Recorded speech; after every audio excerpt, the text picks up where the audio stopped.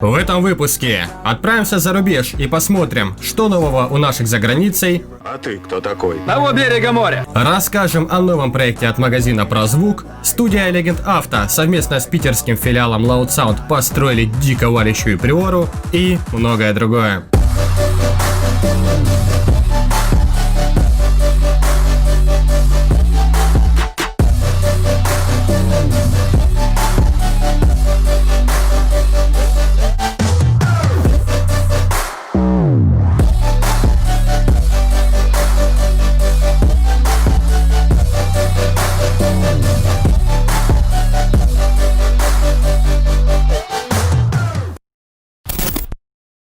Салам алейкум! Ну что, друзья, наконец-таки я могу всех поздравить. Открытие соревновательного сезона, который мы так ждали, наконец-таки состоялся. Ну, правда, не в полную силу, не все регионы еще готовы дать допуск на проведение массовых мероприятий. А кто готовы, то только с соблюдением осторожных мер, ну, такие как дистанция и масочный режим. Как-никак, режим самоизоляции еще полностью не отменен. Но это же все равно лучше, чем вообще ничего. Так, 25 июля удачно состоялся этап формата «Битва за Москву» на полигоне Нати. А вот у формата «Раска» пошло не все так гладко. Открытие, которое планировалось пройти в городе Самара в одно время с битвой за Москву, состояться не смог. Не, ну тут по сути нет ничего удивительного, потому что ранее Раска у себя страницы Instagram сделала объявление о том, что график сезона 2020 теперь переходит, так сказать, в свободное плавание. Это значит, что список городов будет меняться, так как разные регионы снимают ограничения, исходя из обстановки на местном уровне. Короче, по-русски, где разрешат, там и проведут. Следующие мероприятия прошли 1 августа в городе Краснодар, который провел фестиваль БАС, битва автозвука и скорости. И в этот же день любители подхода из Кюшного смогли по достоинству оценить скрипку в 5-м ряду на этапе формата «М Россия», которое прошло в Твери. На следующий день, 2 августа, в Ростове состоялся этап формата «Жажда громкости» на автодроме развития. Там был дрифт, тюнинг, стайлинг, ну и, конечно же, море валева. А вот формат АМТ после официального заявления о том, что сезон 2020 будет полностью перенесен на следующий год, все-таки решились на проведение нескольких этапов. Так, 8 августа состоялось спортивно-массовое мероприятие по автозвуку «Полевской 2020», которое прошло в Свердловской области, города Полевской. Итоги вышеупомянутых соревнований мы подведем уже в следующем выпуске, ну потому что нужно собрать как можно больше материала, чтобы поподробнее все рассказать. Да, раньше соревков было не а теперь да. Но пока нашим форматом по чуть-чуть, но все-таки начинают разрешать проводить соревнования, за бугром уже по полной проходят движники. Давайте-ка посмотрим, что же интересного происходит у наших за границей. И начнем, пожалуй, с топового спортсмена России и мира Дэна Страдивари. Да, кто не знает, Дэн сейчас переехал в Америку и выступает там. Кто там? Это я, добрый. Я здесь. И я здесь. А ты кто такой? Откуда взялся? С того берега моря. На чем приехал? Оседлал хромую блоху, сел и приехал. Друзья, всем привет! Вы на канале Гараж Страдивари, это новый выпуск. У нас так получилось, что разрешили провести соревнования. Будет дебидраг 3х, поэтому готовимся. Подготовка Терры, которая на секунду переехала вместе с Дэном, началась как обычно. Все в последний день. Покраска, установка усилков и питание, а также установка движка. Правда, в одиночку тут справиться ну вообще никак. Поэтому ему на помощь пришел никто. А ты, кстати, видел, когда этот усилители сами по себе устанавливаются? Нет? Там такое ощущение, как-то ему реально бог из пеля помогает, и из-за этого резы такие высокие. Далее, после всей подготовки и приезда на площадку, пошло самое интересное. Первый старт замера на одном ИСе, и видим цифры 169,5 дБ. Второй замер, но уже с подкинутым вторым ИСем, и 169,6. На третьем замере удалось увеличить цифры вплоть до 169,8 дБ, чем помогло Дэну занять первое место в классе. Но это еще не максимальный рез, который можно было выжать из Терры. Буквально неделю назад Дэн снова посетил этап, на котором при помощи 4 усей получилось увеличить рез аж на 2 дБ больше предыдущего. Это 171,8 дБ. На следующих выходных Дэн снова планирует посетить этап, где есть вот прям вообще большая вероятность того, что рез станет еще больше. Но об этом чуть-чуть попозже. Кстати, кто не знал, у Дэна есть свой канал на YouTube. Кому интересны полезные советы от грамотного спортсмена, Кто не знает, как выкрутить обломанный саморез. У нас остался саморез. Берем обычный шуруповерт. а также как существует автозвук в Америке и не только, рекомендую подписаться на его канал. Ссылка вы знаете, где будет. Ну а теперь плавно перемещаемся в Канаду, к Васе Мишикове и его Audi. Кстати, а как там Костя про него говорил? Реально был крутой чувак. Это реально был мега крутой чувак. Сейчас в Америке, по-моему, живет. Кто помнит, ранее я уже рассказывал об этом 3-литровом монстре, который имеет под капотом 450 лошадиных сил и при этом еще и валит. Не, ну реально, 4315 девбонса просто не могут не валить.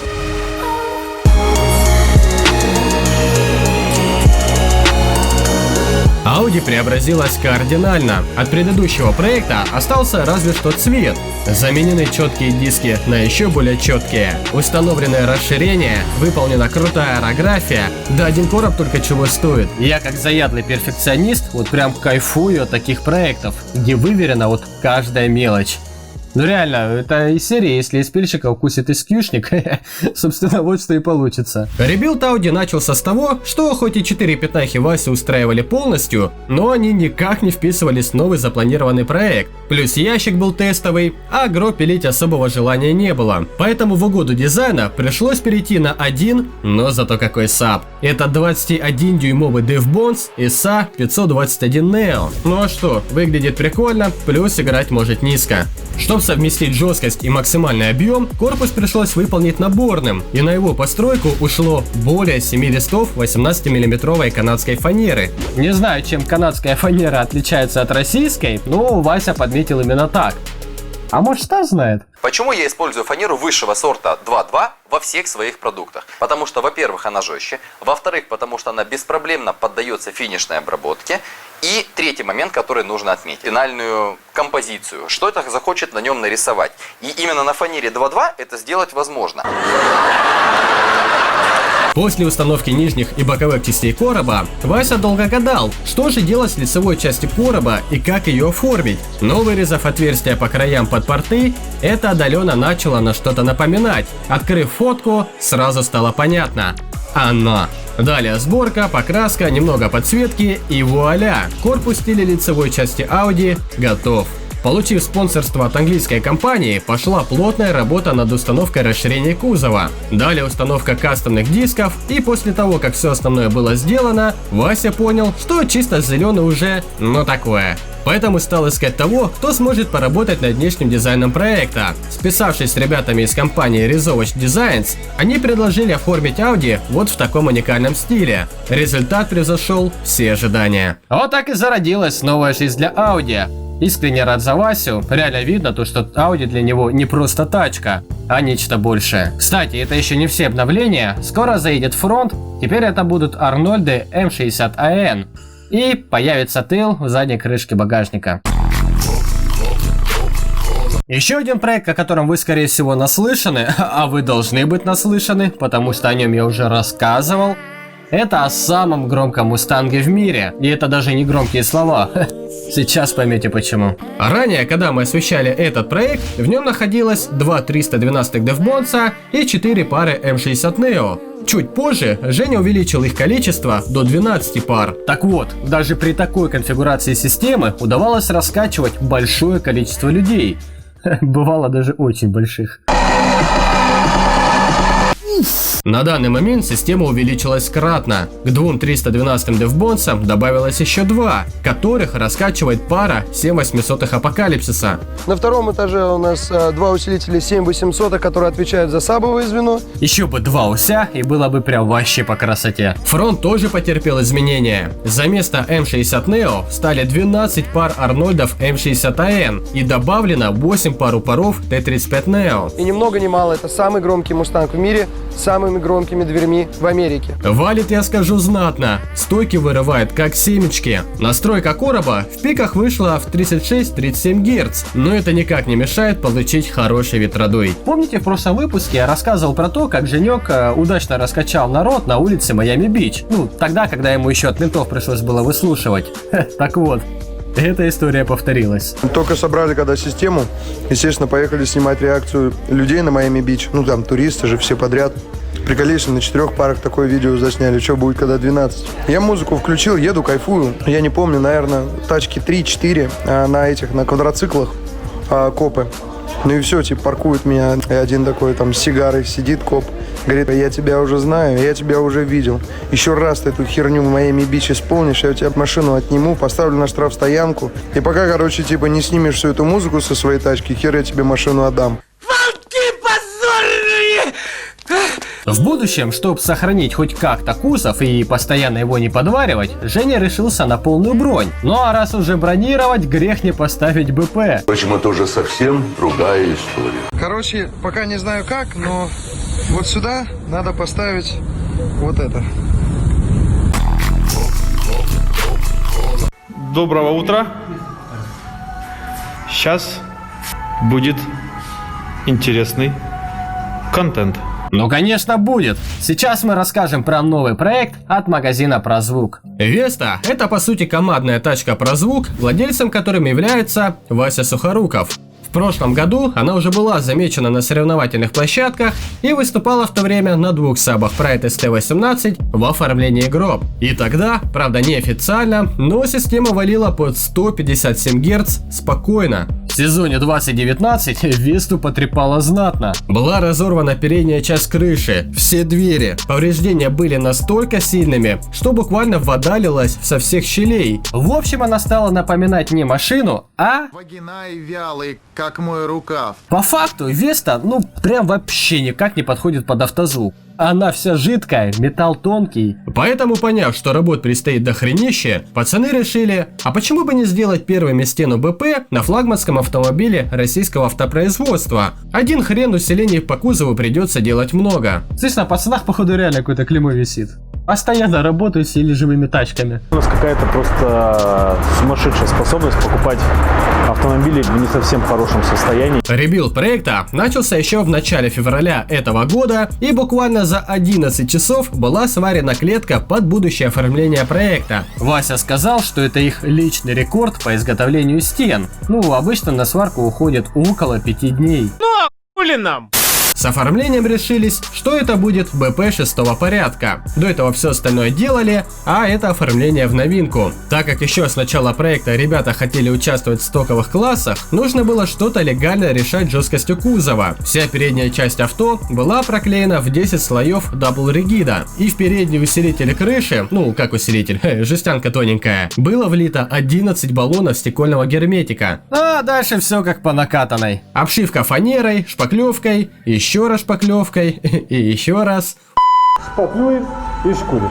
Шпаклюем и шкурим. С питанием повезло больше. В багажник Весты залетело порядка 560 ампер-часов лития-титаната. За сборку, балансировку, шины и холдеры пацаны передают отдельное спасибо Вите Левковичу. Вась, ну брось это занятие, хватит, уже 3 часа сверлит. Так, хорошо. А, я маску купил, теперь в глаза ничего не летит. Завязывай, тебе уже плохо. Ты когда-нибудь такой видел? Да что-то тоже не видел ни хера. Походу вот оно как пацаны на титаната заработали, да? Ну а хули нам, ворам.